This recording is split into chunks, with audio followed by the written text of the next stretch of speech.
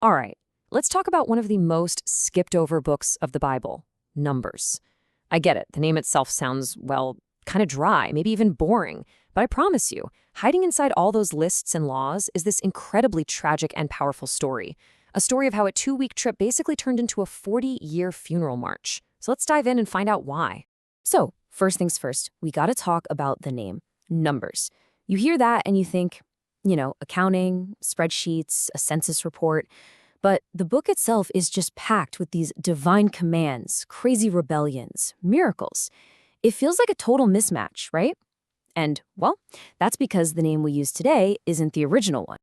You see, the original Hebrew title wasn't Numbers at all. It was just the first few words of the scroll, and the Lord spoke. The entire focus was on God's voice, His communication. The name Numbers actually came way later, from the Greek translation, and that's just because the book happens to open and close with a big census. But as we're about to see, those numbers, man, they tell a story that is way more dramatic than the title lets on. And that story, the one hidden in the data, is honestly pretty shocking. The two censuses that frame this whole book, they're not just some boring administrative records. They're like the before and after picture of a complete national tragedy. So right at the beginning of the book, just after they've left Mount Sinai, God commands this military census. They count all the men who are fit for battle, and the total comes to 603,550. Now, if you add in the women, the children, the elderly, we're talking about a nation of over 2 million people. It's this massive, thriving population. Okay, now fast forward 40 years. A whole new generation is getting ready to finally enter the Promised Land. And another census is taken.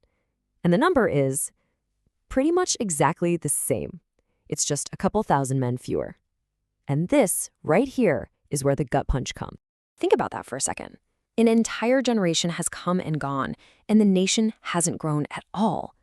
Back in Egypt, when they were slaves, they were multiplying like crazy. But out here in the wilderness, supposedly under God's direct care, total stagnation. This is a huge, painful sign that something has gone terribly, terribly wrong. God's blessing, which always, always brings life and multiplication, it's just not there. But the real tragedy is actually even deeper than that. It's not just that the total number is the same. It's that the people are completely different.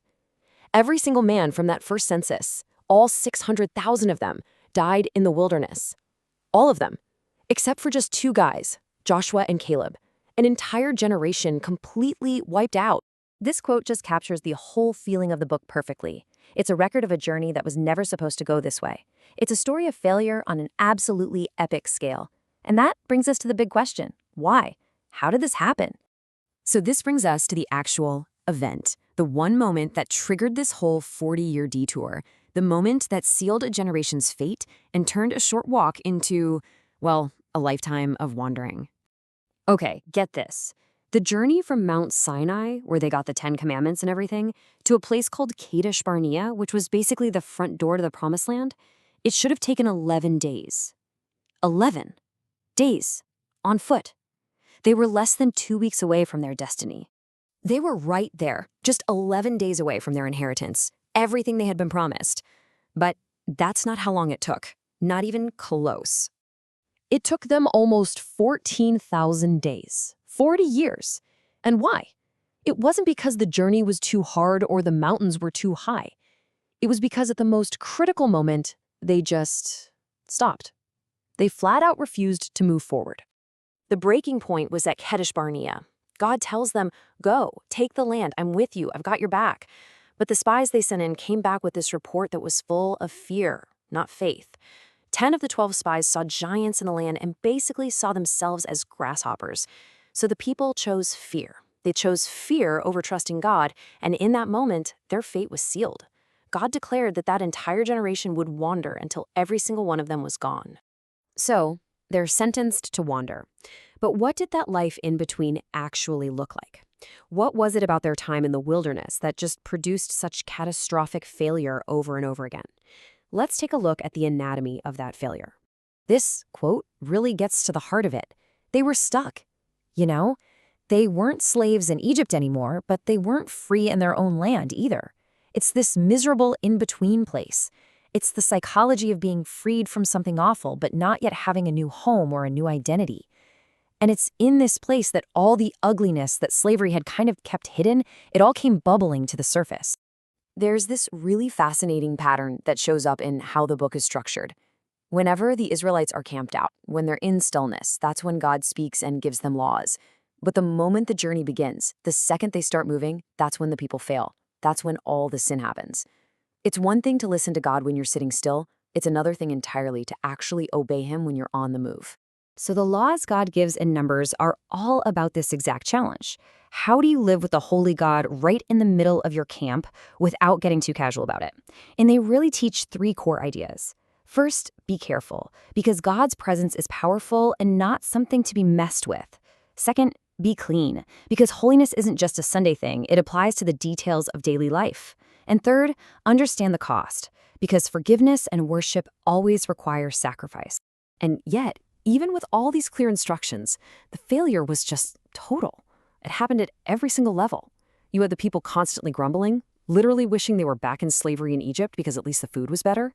You had the leaders, Aaron and Miriam, getting jealous of their own brother Moses. You had rebels like Korah challenging God's authority directly. And in the end, even Moses himself, the great prophet, breaks under the pressure and disobeys. The failure was systemic. It was everywhere. So why on earth should we care about this ancient, depressing story? I mean, it's a bit of a downer, right? Well, because, as we're about to see, this story isn't really just about them. In a lot of ways, it's a story about us. The New Testament is super explicit about this. The Apostle Paul straight up writes that the story of Israel wandering in the wilderness was recorded as a warning for us. The book of Numbers exists so that we don't have to make the same mistakes. And this reveals such a timeless truth. The wilderness is a universal experience. It's that place between our own personal Egypts, the things we've been freed from, and our promised lands, the things we're hoping for. It's in those tough, in-between times when we're stripped of our usual comforts that our true faith, or our lack of it, really gets revealed. The wilderness just exposes what was already hidden in our hearts all along. And this, really, is the ultimate takeaway from the entire book of Numbers. Getting out of slavery, achieving freedom, that's just the beginning. That's not the goal. The real goal is the journey of faith that comes after. Because it's only faith, that deep, active trust in God, that actually gets us into the fulfillment of his promises. And so this ancient book leaves every one of us with a very modern and a very personal question. In your own life, in those in-between places, when you're out of your past but you're not yet in your future, are you going to complain and look back, or are you going to trust and move forward? The book of Numbers shows us, in pretty stark terms, that the answer to that question makes all the difference in the world.